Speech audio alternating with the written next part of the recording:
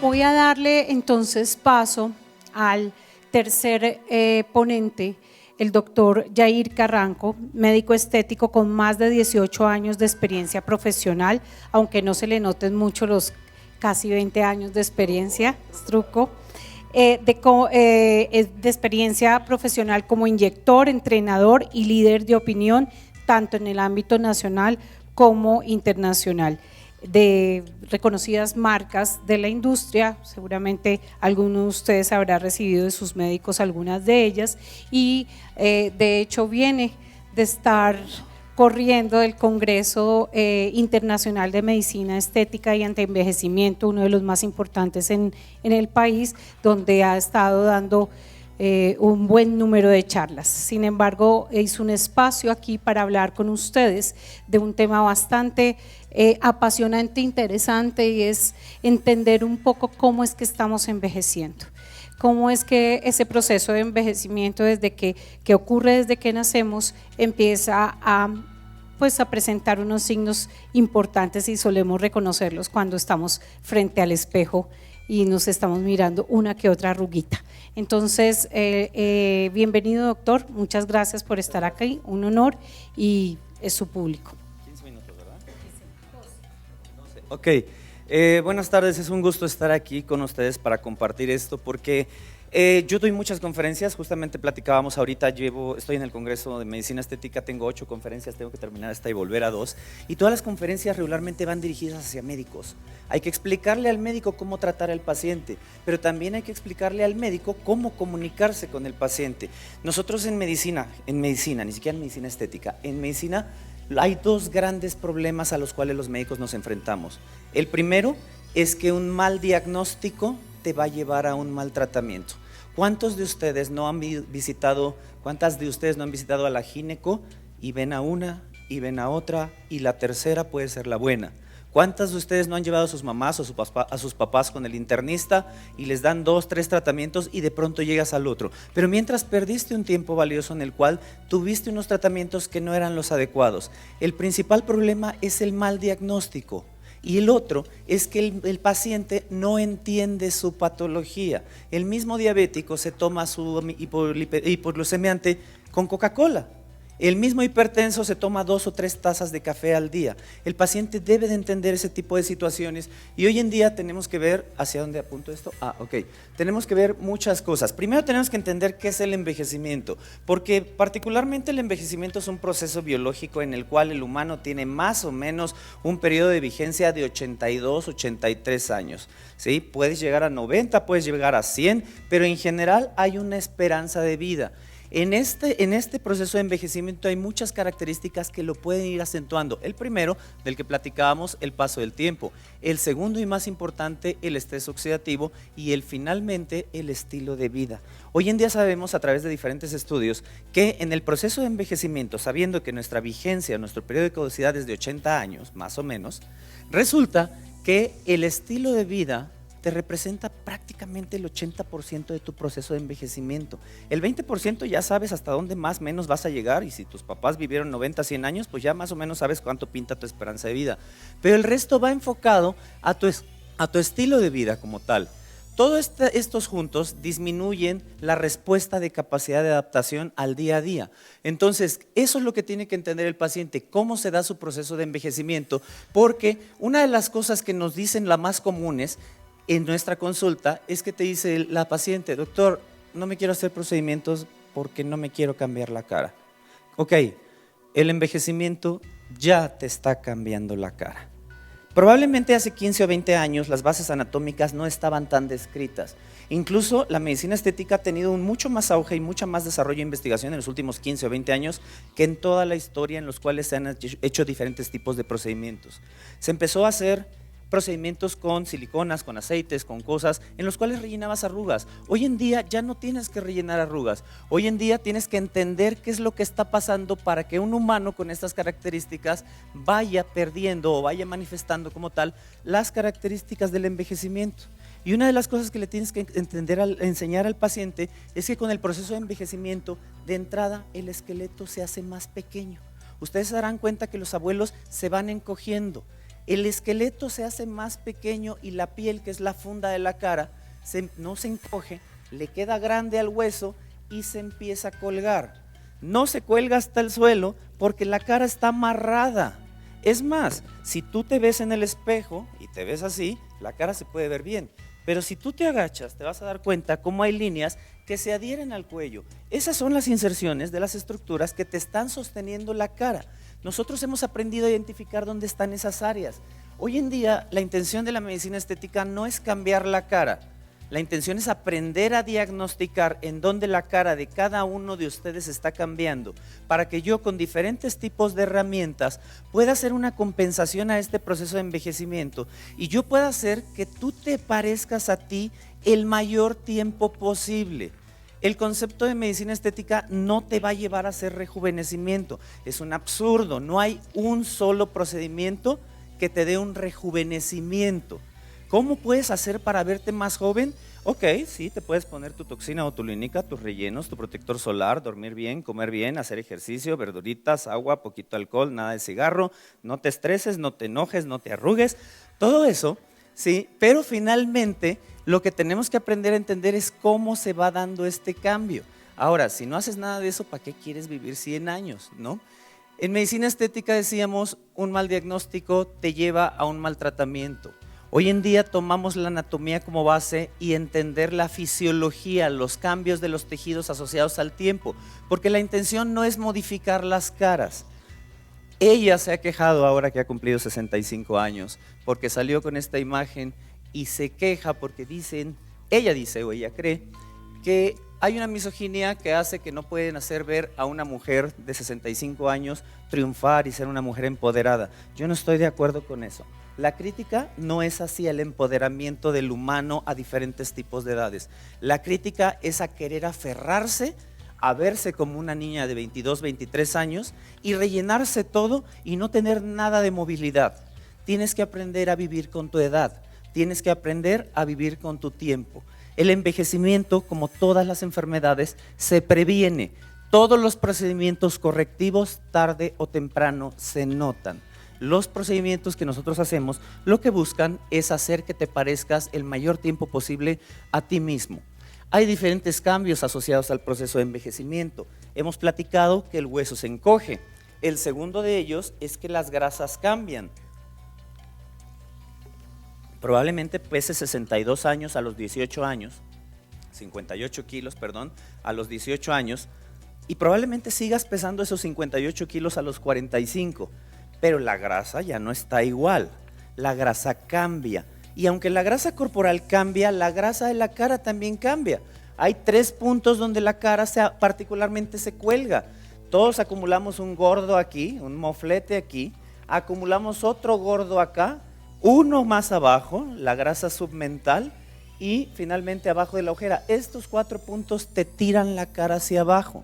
Cuando nosotros hacemos un reposicionamiento de tejido, lo primero que buscamos es suavizar las cargas, no poner relleno. El relleno, yo que me dedico a poner muchos rellenos y que trabajo para muchos laboratorios vendiendo técnicas para hacer rellenos, yo soy el primero en decir que no, los rellenos no son la solución.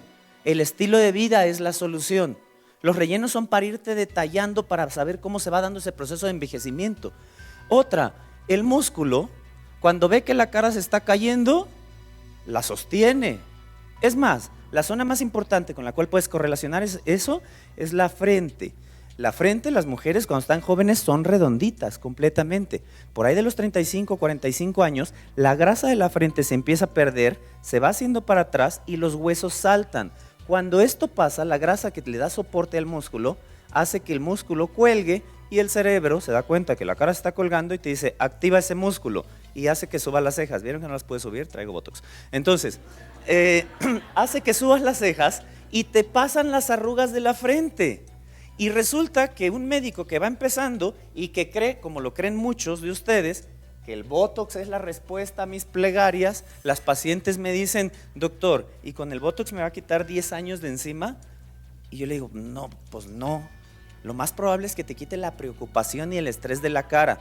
Te voy a dejar una cara como si no debieras, pero Realmente el Botox lo que te hace es relajar los músculos, porque resulta que cuando tú duermes mal, cuando te estresas, cuando te preocupas, activas los músculos corrugadores, pero la preocupación se manifiesta aquí, en las patas de gallo y en los depresores del ángulo de la boca. Cuando el humano no está de acuerdo con algo, cuando el humano miente, cuando el humano le molesta o le incomoda algo, hace contracción de los depresores, hace puchero. Y me encantaría hacerlo, pero ya les dije por qué no puedo bajar las comisuras. Entonces, la toxina botulínica sirve para quitar los sentimientos o las expresiones relacionadas a los sentimientos negativos, pero no te sirve para verte más joven. ¿Te quieres ver más joven con toxina botulínica? Sí, sí es posible, pero después de volverte un usuario. Yo empecé a ponerme toxina botulínica a los 27 años, el mes que entra cumplo 44, me he puesto Botox 30 veces en la vida, ¿sí?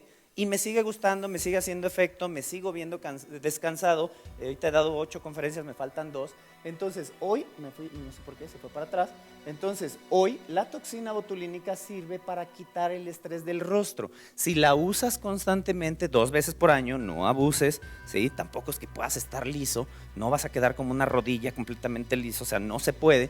Esto se va a ayudar para dar descansos a los músculos que están contrayendo con tus sentimientos de estrés, de preocupación, etcétera. Y finalmente, la disminución de la producción proteica. Sabemos que, porque lo escuchamos en todos los medios, el colágeno, la elastina, el hialurónico, ok, son las estructuras que nos hacen producir tono, el colágeno, la elastina, que todo eso se mueva, el ácido hialurónico que está hidratado, y hay una cuarta proteína, la queratina, que hace el cabello para que todo eso se vea bonito. Todo esto pasa en el proceso de envejecimiento. Hoy en día en la medicina estética tenemos herramientas para todo, bioestimuladores para reposicionar hueso, enzimas para quitar las grasas que están haciendo que la cara se vea colgada, toxina botulínica para quitar los sentimientos de negatividad sin quitar las expresiones, porque lo interesante de que traigas el Botox es que nadie sepa que traes el Botox. En el momento en el que tú te le quedas viendo a un paciente, o tú no, tú como persona civil, no como médico, porque yo tengo el ojo entrenado y yo veo rellenos y yo puedo distinguir muchas cosas, pero en el momento en el que la comadre se da cuenta que traes Botox, ese Botox tendría que corregirse. En el momento en el que te das cuenta que trae un relleno de labios, ese relleno de labios probablemente está mal hecho y tendría que hacerse o con una mejor técnica o con un mejor producto, porque lo que yo veo es la capa más superficial, pero en realidad mi ojo entrenado me permite ver todo lo que está detrás, porque el hueso se encoge, porque la grasa profunda se atrofia. Esto es bien común, últimamente nos ha dado por vibrar alto. Y cuando vibras alto no comes animalitos, y cuando vibras alto haces fasting, y cuando vibras alto no quieres comer azúcares refinados, y cuando vibras alto te chupas de la cara y el cuerpo se te ve increíble y la cara se te ve enferma, chupada. Entonces, además te metes a comando a 54D y te consumes. Entonces, bajar de peso o querer hacer ese tipo de ejercicios ya en la recta final te da un proceso de envejecimiento. Entonces, básicamente lo que nosotros hacemos es determinar ese círculo vicioso para explicarle al paciente.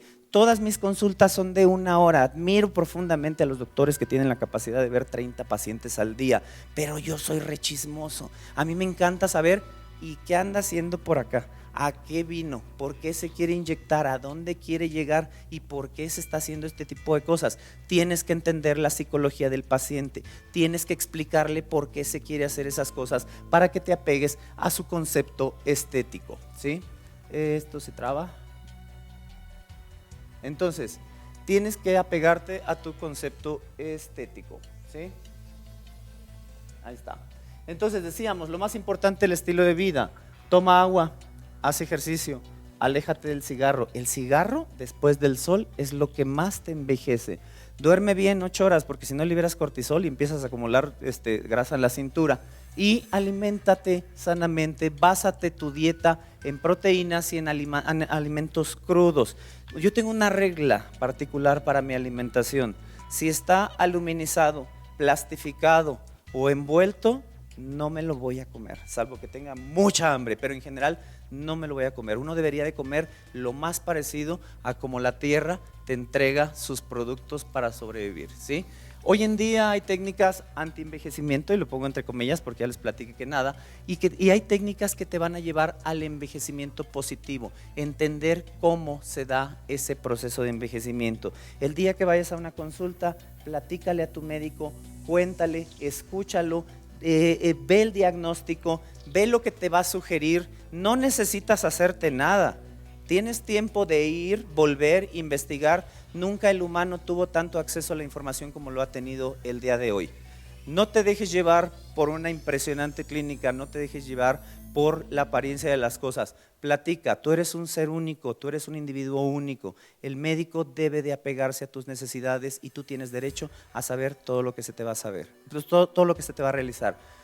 Estas son mis redes sociales y este es el teléfono de mi clínica. Es un enorme gusto compartir con ustedes. Muchas gracias por su atención. Muchas gracias, doctor. No se baje un momentico, doctora Luz, venga un segundito porque hay un par de preguntas y ya seguimos con la última charla. ¿Alguien tenía una pregunta para la doctora Luz Ortiz?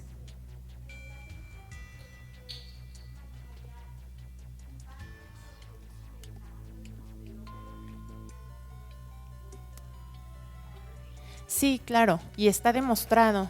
Estos 40 años, el doctor Benson lo empezó a estudiar hace 40 años y se fue rodeando de muchos especialistas. La Facultad de Medicina de la Universidad de Harvard fueron los primeros en estudiar médicamente al estrés. Hay estudios que demuestran esto y, como les había mencionado, es por eso que al principio les dije, hay expresión a la baja. Una vez realizando el programa es SMART es Stress Management and Resiliency Training, que nos va a hacer que tengamos hipertrofia en ciertas zonas de la corteza cerebral que nos van a ayudar a poder desarrollar todo esto. No es como que yo digo, ya lo voy a hacer. Está demostrado por resonancia magnética, está demostrado por oncología génica, está demostrado por todos los estudios médicos posibles. Un paciente antes de tomar el curso y un paciente después de tomar el curso. El Benson Henry Institute, y si les interesa un poco más para terminar de responder sus preguntas, y ahí pueden checarlo, el Benson Henry Institute es el centro que trata el estrés y está en el Hospital General de Massachusetts, que es el hospital de enseñanza de Harvard.